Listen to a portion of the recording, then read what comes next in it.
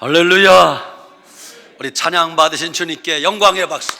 주님 감사합니다. 할렐루야. 주님 감사합니다. 감사합니다. 귀한 찬양해 주신 할렐루야 찬양대 그리고 관현악단원들 감사합니다. 오늘 11월 두 번째 주일입니다. 주님 전에 나와 예배하는 우리 모두에게 하나님이 하늘문을 활짝 여시고 은혜 주실 줄 믿으시기 바랍니다. 아멘. 여러분, 은혜 받으려면요, 마음의 문을 열어야 돼요. 눈도 열어야 돼요. 입술도 열어야 돼요. 열린 우리 속에 하나님이 풍성한 은혜 주실 것입니다. 아멘.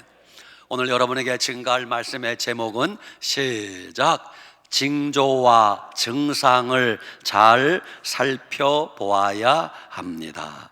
아멘. 우리가 3, 4년 코로나를 겪으면서 이제는 우리 귀에 익숙해진 말이 있습니다. 그게 무슨 말인가 하면 코로나 자가 진단 키트라는 것입니다. 그게 뭐냐 하면 손바닥만한 작은 것인데 면봉을 가지고 코나 입에서 타액을 묻혀서 용액에 담그어 그 용액을 그 진단 키트에 똑 떨어뜨리면 이 사람이 코로나에 걸렸는지 안 걸렸는지 금방 나온단 말입니다. 그게 자가 진단 키트예요. 이처럼 우리가 예수님 믿고 신앙생활하면서 지금 내 믿음이 정상인지 아닌지 자기 스스로 알 수 있는 자가 진단 방법이 있다는 것입니다. 오늘 여러분들에게 그 말씀을 증거하려고 하는 거예요. 여러분, 건강에 이상이 생기면 반드시 이상 증상이 있기 마련입니다. 여러분이 몸이 아파 병원에 가시면 의사 선생님이 뭐라고 묻던가요? 왜 오셨어요? 어디가 아파서 오셨나요? 어떤 증상이 있나요? 라고 묻습니다. 그러면 여러분이 의사 선생님한테는 내 증상을 다 얘기를 해야 돼. 배에 통증이 있어서 먹기만 하면 설사하고 배탈이 납니다. 요즘 입맛이 없어 밥맛이 소태를 먹는 것 같이 씁니다. 체중이 갑자기 10kg, 20kg 빠졌습니다. 밤에 잠을 한숨도 못 잡니다. 가슴이 두근거리고 불안해 죽겠습니다. 이런 증상을 이야기하면 그때부터 의사 선생님이 처방을 하는 거예요. 여러분, 건강에 이상이 생기면 반드시 이상 증세가 생기기 마련입니다. 어떤 회사나 기업이 망할 때는 작은 이상 기류가 생긴답니다. 여러분, 안 믿어지겠지만 이런 회사는 조만간에 망한답니다. 어떤 회사? 회사 건물이 있는데 회사 건물 창문이 깨진 지가 몇 달 지났어요. 아무도 관심이 없어. 유리창이 깨진지도 몰라요. 유리창 깨졌는데 갈지도 않습니다. 그 회사 두고 보세요. 얼마 안 가면 망한다는 거예요. 두 번째, 그 회사 건물 화장실에 들어가 보면 화장실이 번쩍번쩍하고 향기가 나고 빛이 나면 그 회사는 전망이 있습니다. 그 회사 주식 사도 괜찮대요. 그런데 그 회사 건물에 들어갔더니 화장실 더러워서 두 번 다시 가기가 싫어요. 남자 소변기에는 그냥 그 누런 때가 덕지덕지 앉아가지고 구역질 날 정도로 냄새가 난다. 그 회사는 지금 망해가고 있다는 증거라는 것이에요. 여러분, 나라가 망할 때는 그냥 한순간에 망하는 게 아닙니다. 반드시 망하는 징조가 있기 마련입니다. 어떤 나라가 망하는가? 국민들이 땀 흘려 일은 안 하고 놀기만 좋아합니다. 학생들이 공부는 안 하고 술에 취해 흥청망청 비틀거립니다. 청년들이 일어나기 싫고 나라에서 주는 꽁돈만 바라고 있습니다. 정치가들은 표를 의식해서 마구 선심성 정책을 펴니다. 포퓰리즘, 일반 대중의 인기에 영합하는 정치를 펴는 것, 그게 포퓰리즘이에요. 남미에 베네수엘라라는 나라가 있습니다. 그 나라는 엄청난 석유 매장량을 자랑하는 산유국입니다. 그런데 여러분, 지금 베네수엘라에 주유소에 석유가 없대요. 왜 이렇게 되었는가? 한때 석유가 펑펑 솟아나니까 정치가들이 신이 났습니다. 정치가들이 그렇게 번 돈으로 자기들의 표를 얻으려고, 인심을 살려고, 환심을 살려고 국민들에게 돈을 마구 뿌려댔습니다. 왜? 그래야 권력을 유지할 수 있기 때문에. 국민들에게 흥청망청 돈을 뿌려대면서 권력을 유지했습니다. 생각해 보세요. 국민들은 가만히 있어도 정부에서 막 돈을 주니 처음에는 얼마나 좋겠습니까? 여러분, 돈 준다는데 싫다는 사람 손 들어봐요. 나도 돈 준다면 좋아요. 나라에서 막 석유 팔아서 생긴 돈을 막 주니까 근로자들은 일하기 싫고 놀기만 합니다. 학생들 공부 안 하고 술만 퍼져대고 춤이나 춥니다. 기업가들 산업시설에 투자하지 않고 정부에서 주는 돈만 따먹을 생각합니다. 지금 어떻게 되었는가? 결국 베네수엘라는 남미에서 가장 가난한 나라가 되었어요. 망했습니다. 우리나라도 정신 차려야 돼요. 정치인들도 정신 차리고 국민들도 정신 차려야 돼요. 여러분, 우리나라는 망하지 않는다는 보장이 없어요. 우리가 정신 차리지 않으면 큰 위기가 닥칠지 몰라요.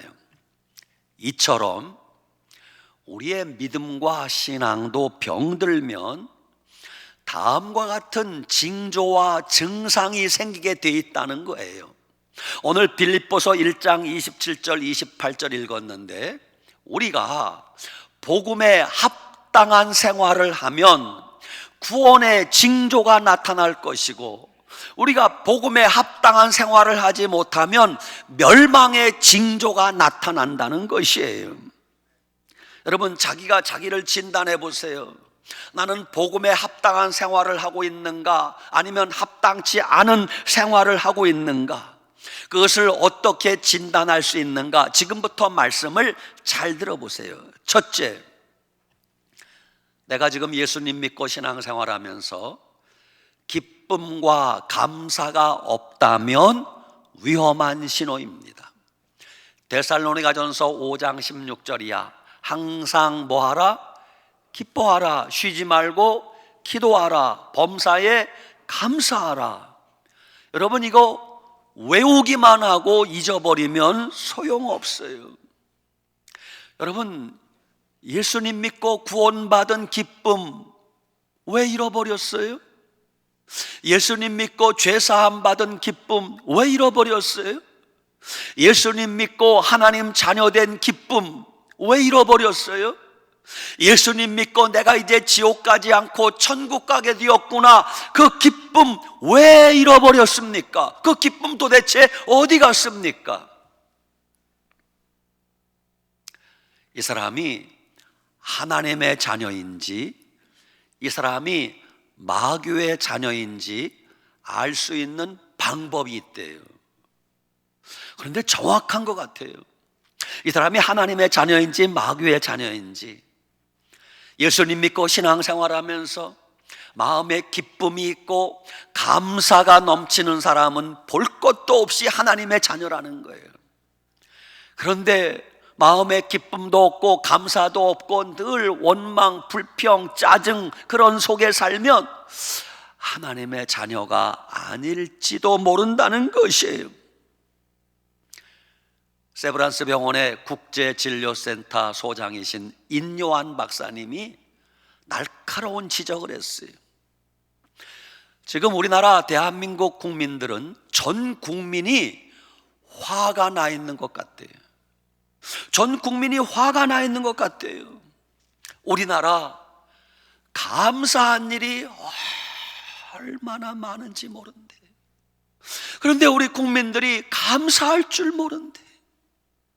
좋아도 좋은 줄 모르고 감사해도 감사할 줄 모른대. 여러분, 이거 문제 아니에요? 서로를 향해서 날카로운 비판만 하고 타협할 줄 모르고 양보할 줄 모르는 우리를 향한 날카로운 지적을 우리는 귀담아 들어야 합니다. 자기 스스로 자기의 마음 상태, 신앙 상태를 한번 잘 진단해 보세요. 왜 내 속에는 원망, 불평이 자꾸 늘어가는가? 왜 내 속에는 자꾸 짜증이 생기는가? 왜 자꾸 내 마음속에는 섭섭한 마음이 커지는가? 왜 내 속에는 자꾸 누구를 향한 원망, 탓하는 마음이 생기는가? 그렇다면 지금 내가 위험하다는 신호예요. 여러분, 오늘 우리 주님 전에 왔어요. 교회 왔어요. 여러분, 교회 오는 발걸음이 기쁘지 않아요? 신나지 않아요? 예수님 믿는 거 기쁘지 않습니까? 감사하지 않습니까?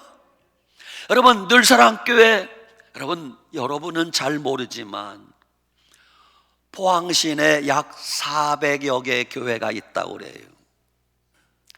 400여 개 가운데 아마 390개 교회는 늘사랑교회가 부러워서 죽을 거예요. 아멘도 안 하시네. 포항의 400여 교회 가운데 390여 개 교회는 늘사랑교회 부러워 죽겠다. 근데 우리는 스스로 그러한 기쁨도 감사도 없다면 여러분, 내 신앙이 지금 병든 거 아니에요? 두 번째, 나를 진단하는 방법. 기도가 식어지고 게을러졌다면 내가 지금 병 들어가고 있다는 증거입니다. 여러분, 살아있는 사람과 죽은 사람을 어떻게 구별하는 줄 알아요? 옛날에는 어르신들이, 연세 많은 부모님들 건강한가 아닌가, 아랫목에 부모님이, 할아버지 할머니가 누워있으면 들어와서 손을 어디 넣어봐요? 몰라요? 허리 밑에 쓱 넣어보면 손이 허리 밑으로 쑥 들어가면 아직도 한참 산대. 근데 허리 밑에 손을 쑥 넣는데 여러분, 죽을 때가 되면 허리가 약간 이렇게 구부정하잖아요, 그죠? 그게 쭉 펴진대. 그래서 손이 안 들어간대. 그러면 죽을 때가 다 됐다는 거예요. 그보다 더 정확한 거, 산 사람인가 죽은 사람인가 금방 알 수 있어요. 어떻게 알 수 있어요? 숨 쉬는 사람은 산 거고 숨 안 쉬는 사람은 죽은 거예요. 죽은 거예요. 여러분, 이처럼 기도는 영혼에 뭐라고 배웠어요? 호흡. 여러분, 영혼이 살아있는 사람은 기도하는 사람이고 영혼이 죽어가는 사람은 기도하지 않는 사람이라는 거예요. 여러분, 우리에게 기도의 모범을 가르쳐 주신 분이 누굽니까? 예수님이에요. 누가복음 22장 39절 이하로부터 예수님이 우리에게 보여주신 기도의 10가지 모범을 한번 찾아보았어요. 첫째, 예수님은 습관을 따라 기도했어요. 여러분, 우리가 숨 쉬는 건 자동입니다. 내가 숨 쉬어야지. 그녀 병든 사람이요. 여러분, 지금 내가 숨 쉬는지도 모르면서 숨 쉬는 사람이 건강한 사람이에요. 습관을 따라 음식 먹으려면 자동으로 식사 기도하는 사람, 믿음이 좋은 사람이에요.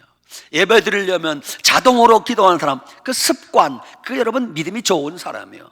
습관을 따라 기도한다. 둘째, 예수님은 유혹에 빠지지 않게 기도하라고 그랬어요.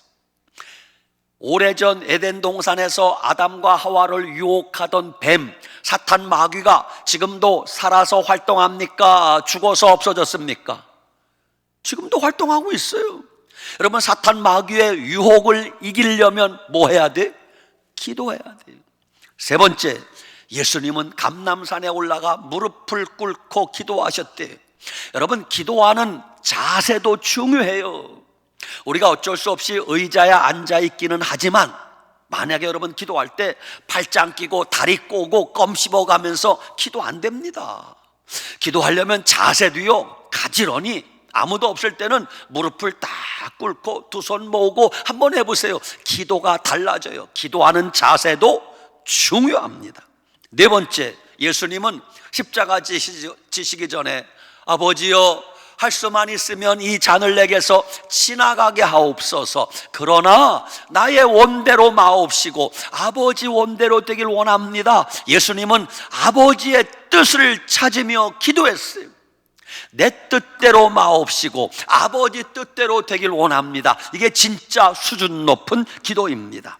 다섯 번째, 예수님이 감람산에서 기도할 때 너무너무 힘드니까 하나님이 천사를 보내요. 예수께 나타나 힘을 더하더라. 우리가 정말 믿음으로 기도하면 누가 도와줘요? 천사가 도와주는 거예요. 천사가. 여러분, 기도하면서 천사의 도움도 받기를 바랍니다.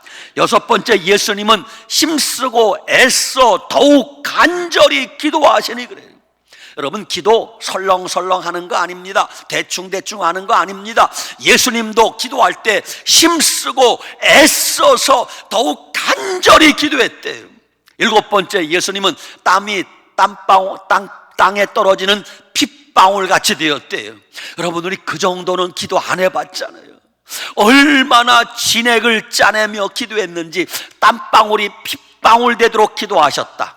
여덟 번째, 예수님의 제자들에게 시험에 들지 않게 깨어 기도하라 그랬어요. 여러분, 기도하면 시험을 이길 힘이 생겨요. 기도 안 하면 자꾸 시험 들어요. 어떤 분은 교회 와서 1년에 12번씩 시험 든다는 분 계세요.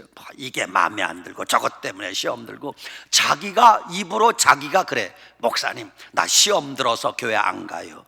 아니, 누구 잘못이야? 자기 잘못이야.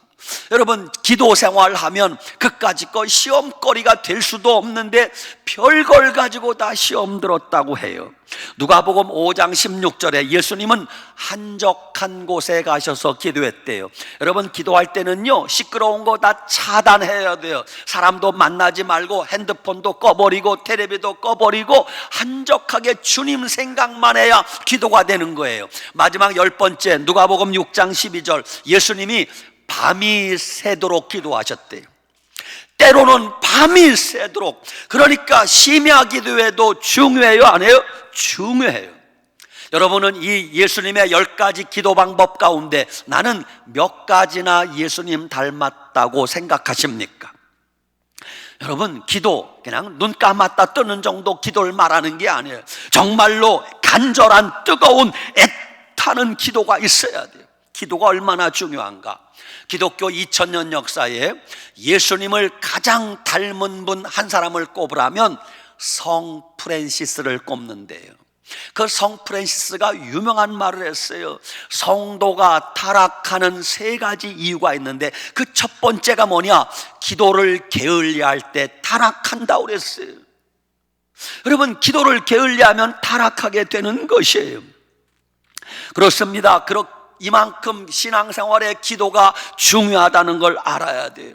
그런데 왜 우리가 기도하기가 싫어지고 기도하기가 귀찮고 기도할 마음이 생기지 않는 것입니까? 여러분, 예수님 생각하며 기도하시기 바랍니다. 여러분이 정말 기도가 중요한지 안다면 새벽 기도 하셔야 돼요.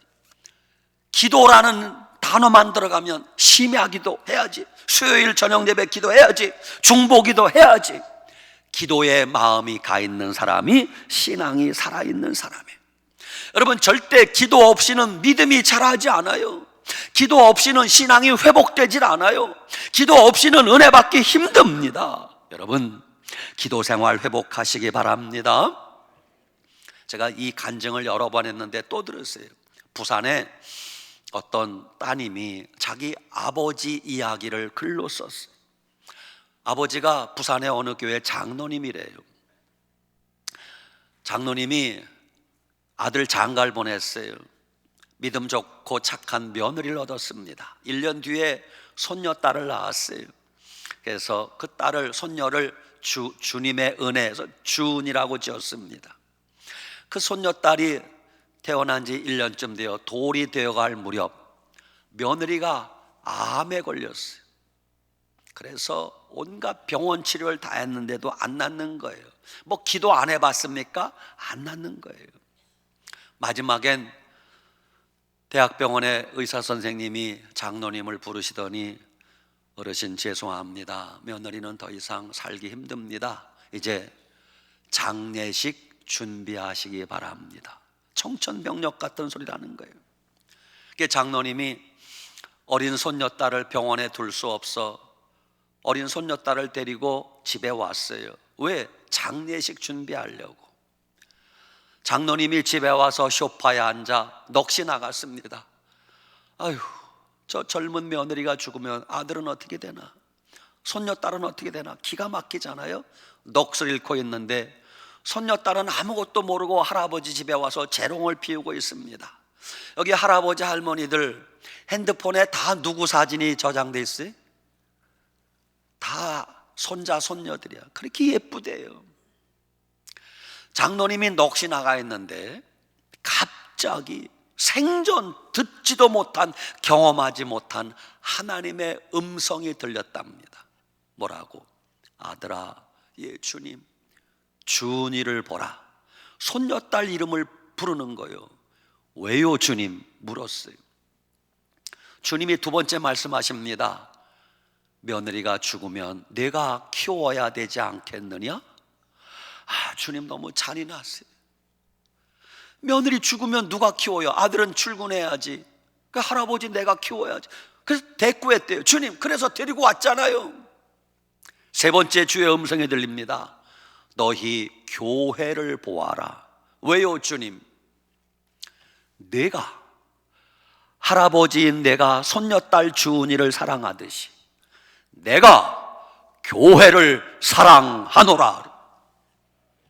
여기서 그 장로님이 완전히 꼬꾸라진 거예요. 지금까지 장로님은 교회 가면 기쁨이 없어요. 감사가 없어. 다 불만족스러운 거예요. 집사라는 게 새벽 기도도 한 번 안 나오는, 권사라는 게 11조도 안 하고 말이지. 저 교회 다니는 지 횟수만 많아가지고 뭐 봉사도 할 줄 모르고 맨날 판단만 하고 앉았는 거예요. 그러니까 교회 생활이 뭐가 기쁘겠습니까? 마음에 원망 불평이 가득 찬 거예요. 그런데 하나님께서 지금 뭐라고 말씀하시는가? 내가 그렇게 불만족스럽게 바라보는 그 교회를 주님은 할아버지가 손녀딸 사랑하듯이 주님이 교회를 그렇게 사랑하신다는 거예요. 거기서 장로님이 완전히 꼬꾸라진 거예요. 그때부터 장로님이 수도꼭지 틀어놓은 것처럼 눈물, 기도만 하면 눈물, 찬송만 하면 눈물, 교회 오기만 하면 눈물, 예배 드리면 눈물, 설교 들으면 눈물, 계속 눈물이라는 거예요. 그 딸이 얘기하는 거예요. 우리 아버지가 미친 것 같아. 여러분, 그 장로님이 믿음을 회복했어요. 눈물의 기도를 회복했어요. 그랬더니 여러분, 교회 생활의 기쁨과 감사가 회복되어지고, 그때부터 장로님이 회복된 믿음으로, 회복된 눈물의 기도로 죽어가는 며느리를 위해서 얼마나 기도했겠어요. 놀라지 마세요. 병원에서 며느리 장례식 준비하라고 했는데 그 며느리가 장로님의 기도를 받고 시아버지의 기도를 받고 깨끗하게 회복되었다고 합니다. 할렐루야! 하나님은 살아계십니다. 세 번째, 내 마음에 감동과 감격이 사라질 때 내 신앙이 지금 위험하다는 걸 아셔야 돼요. 여러분, 죽어가는 사람, 화석화되는 사람은 감동이 없어요. 죽을 날이 가까운 사람은 뭘 봐도 느낌도 감동이 없어요. 좋은 걸 봐도 좋은 줄 몰라요. 그냥 무덤덤합니다. 어린아이들 보세요. 어린아이들 작은 것에도 감동하고 환호성을 지르고 박수를 치고 난리가 납니다. 교회 학교에서 아이들에게 그거 몇백 원짜리 과자만 하나만 줘보세요. 와! 선생님 고맙습니다. 고맙습니다. 그거 몇백 원짜리 그래도 감동을 하고 감탄을 하고 박수를 치고 난리가 나요. 일반적으로 남자와 여자 가운데 누가 더 오래 산대? 몰라서 대답을 안 하는겨. 대답이 문제가 쉬워서 대답 안 하는겨. 누가 더 오래 산대요? 여자가. 왜 그래요? 여자분들은요, 작은 일에도 감동하고 감격할 줄 알고 눈물을 흘릴 줄 알아요. 남자들은요, 여간해서 감동할 줄 몰라. 여자들은요, 작은 걸 봐도 감동하고 호호하하 깔깔거리고 좋아합니다. 박수치고 난리가 나요. 목사가 가끔 여전도회나 권사님들 모임에 가서 설교하는 것은요, 너무너무 신나요. 신나. 왜? 별것도 아닌 내용인데도 권사님들이, 여전도회 회원들이 호호하하 깔깔거리고 웃고 반응해 주니까 설교할 맛이 나요. 가끔 남선교회 회원들, 장로님들 모임, 안수집사님들 모임, 노회 목사님들 모임에 가서 설교하면요, 다 송장 앉아놓은 것 같아. 반응이 없어. 웃지도 않고 눈을 떴는지 감았는지도 모르고 너무너무 힘들어요. 너무너무 힘들어. 그래서 여러분, 여자가 건강하게 오래 사는 거예요. 여러분, 왜 감동이 없을까? 왜 감동이 없을까? 얼마 전에 여러분, 미국의 어떤 분이 반려견을 잃어버렸대요. 미국의 반려견은요, 가족이야, 가족. 몇 달을 찾아도 못 찾았어요. 포기했습니다. 근데 몇 달 뒤에 세상에 어디서 연락이 왔는데 400km 떨어진 곳에서 연락이 왔어. 서울에서 부산까지 거리예요. 개가 거기 있다는 거예요. 주인이 너무너무 좋아서 차를 몰고 400km 떨어진 곳에 개를 찾으러 갔어요. 유기견을 보호하는 장소예요. 철창 속에 있는데 그 개가 주인을 잃어버리고 넋이 나가서 그 철장 속에 엎드려 가지고 눈동자가 풀려서 밥도 안 먹고 웃지도 않고 죽은 듯이 멍청하게 가만히 있어요. 주인이 문을 열고 들어갔습니다. 자, 개 이름을 제가 모르니까 편의상 독구라고 합시다. 옛날에 개 이름은 독구, 캐리, 월이 쫑이니까 독구라고 합시다. 주인이 문 열고 들어가서 독구 한마디 했는데 몇 달 동안 못 들어보던 주인 목소리가 들리니까 갑자기 개가 귀가 반짝 서는 거예요. 벌떡 일어납니다. 두 번 부릅니다. 독구. 개가 벌떡 일어나더니 쇠창살로 다가와서 발짝발짝 뛰면서 꼬리를 헬리콥터 같이 돌리면서 헥헥대면서 난리법석을 피우는데, 야, 뭐 이산 가족 찾는 거 그거 유가 아니야. 여러분, 개도 주인을 만나면 이렇게 좋아하는데, 나를 구원하기 위하여 하늘 영광, 하늘 보좌 다 버리고 이 땅에 예수님이 나를 찾아오셨어요. 나를 구원하러 오셨어요. 날 구원하신 예수님이 매 주일마다 나를 만나러 오거라. 여러분, 주일은 주님의 얼굴 뵙는 날이야. 우리가 지금 주님 앞에 주님 얼굴 뵈러 왔는데 썩은 동태눈깔같이 감동도 없고 주님인지 뭐식인지 알지도 못하고 멍청한 있으면 주님이 얼마나 속이 터지겠어요. 그때 나온 말이 개만도, 뒤엔 말하지 마야겠네. 감동과 감격이 없다면 내 신앙이 위험하다는 걸 아셔야 돼요. 교회를 오기는 오는데 감동도 없고 감격도 없고 눈물도 없고 기쁨도 없다면요, 그거 기적이요, 기적. 예배를 드리는데 감동도 없고 감사도 없고 눈물도 없고 기쁨도 없다면 그거요, 세상에 이런 일이 나가도 괜찮아. 여러분, 목욕탕만 갔다 와도 사람들이 금방 알아봐요, 몰라봐? 아유, 때 빼고 광내고 왔는데 금방 알아봐. 여자들 미장원에 가서 훅가시만 넣고 와도 금방 알아봐, 몰라봐? 금방 알아봐요. 그런데 우리가 사랑 많으신 예수님 얼굴을 뵙고 가는데도 변화가 없다면 그거 신기한 일이요. 어떤 분이 포항에 이사 왔대요. 주일날 교회를 가야 되는데 어느 교회 갈지를 모르겠어요. 그래서 무조건 택시를 탔어요. 왜? 대개 택시 기사들이 그 지역을 제일 잘 알아. 그냥 아무 택시나 타서 기사 양반, 포항에서 제일 좋은 교회로 가주세요. 그랬더니 기사가 알았습니다. 샹 하고 오니까 늘사랑교회로 오더래. 물었어요. 왜 늘사랑교회로 왔습니까? 그랬더니 기사가 하는 말이, 제가요 운전하면서 예배 드리기 전에 예배 드린 후에 손님들을 많이 태우는데 이 교회 저 교회 다 가보는데 예배 드리고 나서 얼굴에 만면에 미소를 띠고 웃으면서 나오는 교회는 늘사랑교회밖에 없습니다. 이건 제 소망사항이에요. 그렇게 되기를 바라는 거예요, 여러분. 할렐루야. 마지막 네 번째, 내 속에 사랑이 식어질 때 병들어가는 거예요. 성경에 믿음, 소망, 사랑 이 세 가지는 항상 있을 것인데 그 중에 제일은 알긴 안 해. 예수님 말씀하세요.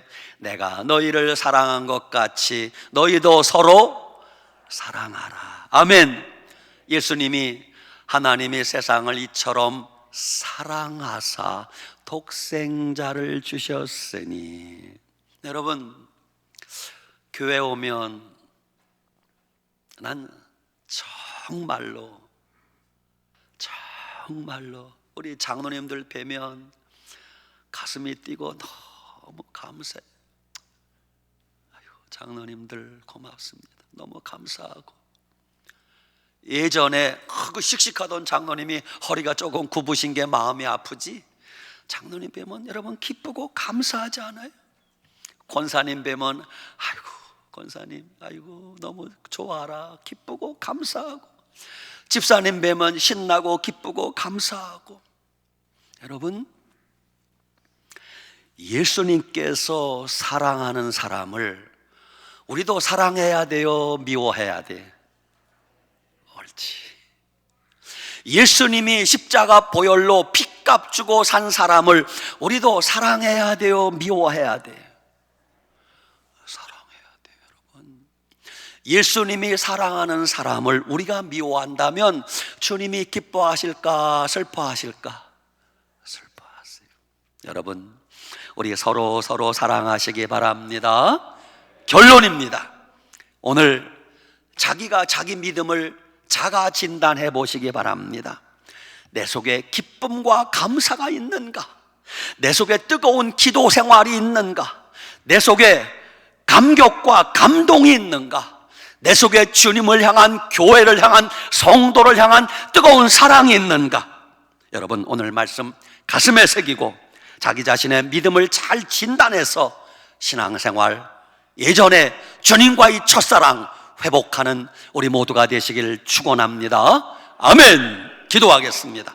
하나님 감사합니다. 오늘 주 앞에 나와 예배드리게 하시니 감사합니다. 주님 얼굴 뵙게 하시니 감사합니다. 주님, 그렇습니다. 우리가 다시 기쁨을 회복하고 감사를 회복하고 기도를 회복하고 감격과 감동을 회복하고 뜨거운 사랑을 회복하게 도와주시옵소서.